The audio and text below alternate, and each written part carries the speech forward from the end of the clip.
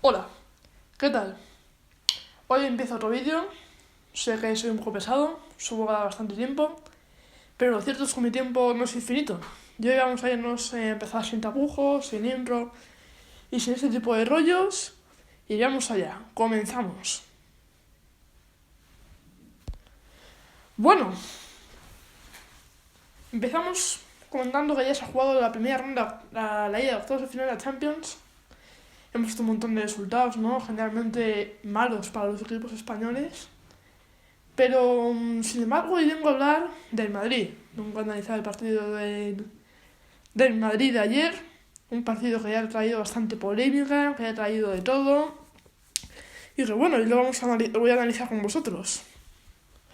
Vamos a empezar por el partido, ¿no? Cómo llegaban cada equipo. Veíamos como el Atalanta venía en un gran momento de forma, ¿no? En Italia, goleando este fin de semana pasado a Nápoles, veíamos diciendo que Muriel o Zapata eran de las grandes amenazas para el Real Madrid.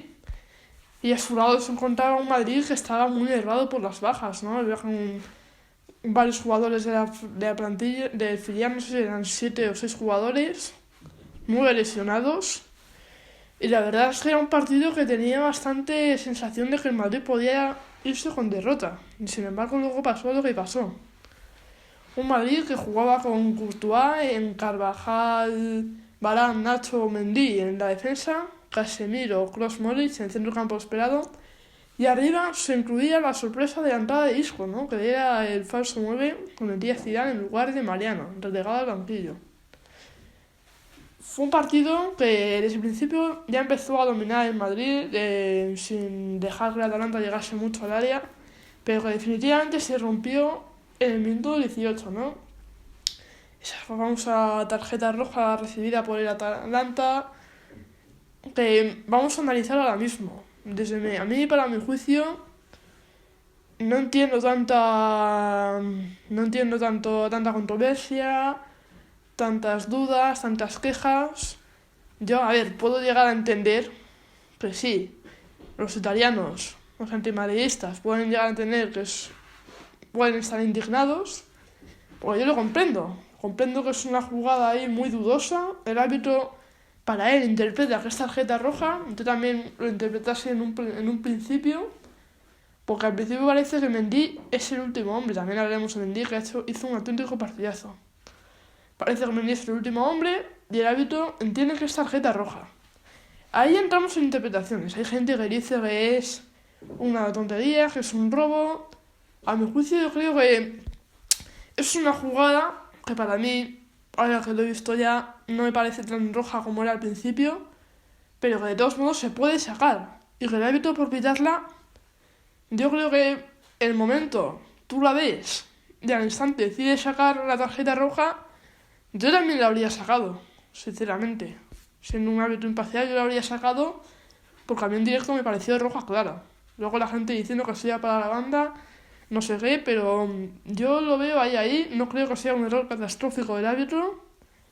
Y bueno, desde luego fue una jugada que condicionó gran parte del partido. ¿Por qué? Porque luego el Atalanta tuvo que sacar a Pasalic para recuperar el centro del campo.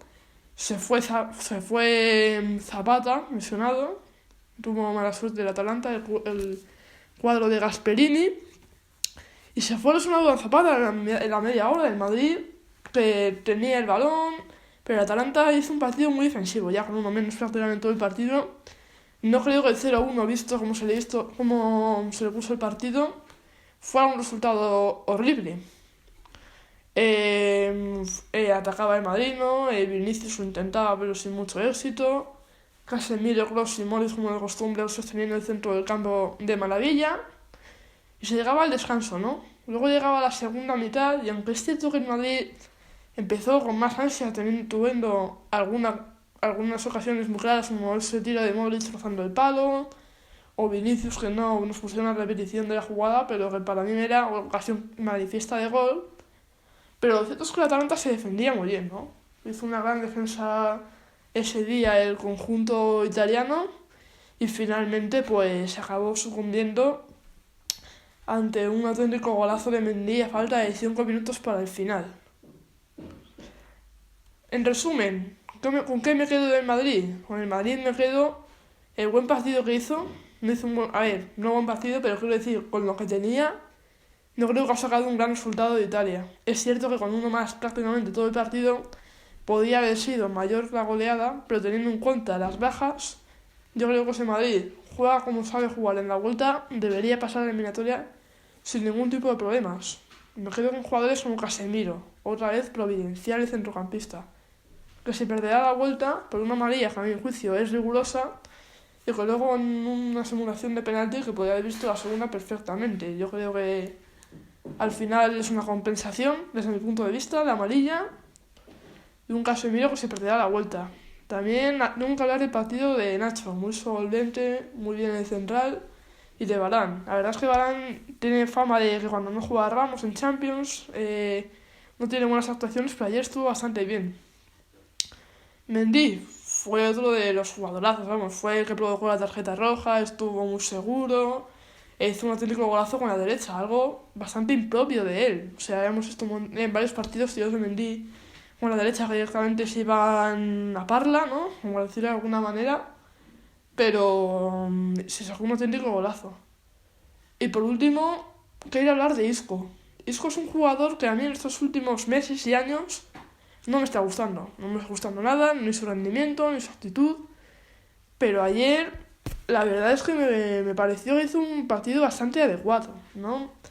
Teniendo la pelota para tener un papel que era una especie de falso 9. Yo creo que hizo algunos buenos pases y estuvo bastante correcto. Más puntuales, bueno, Courtois no tuvo apenas trabajo, el centro del campo, Modric y Kroos no hace falta describirlos, ¿no? Sublimes como siempre. Y en ataque Vinicius y Asensio pues bastante poquito. Otro partido decepcionante de Vinicius y de Asensio que tienen que espabilar porque como cuando vuelva a Fede Valverde o Benzema tienen que pelear. O también incluso Rodrigo, tienen que pelear por el puesto ya en ese momento clave de la temporada. Si no espabilan, no creo que puedan hacer grandes cosas. Y bueno, esto es todo. Gracias por ver el vídeo. Si os ha gustado y no estáis suscritos, por favor, suscribiros. No quiero ser pesado, pero cuantos más seamos, pues mejor.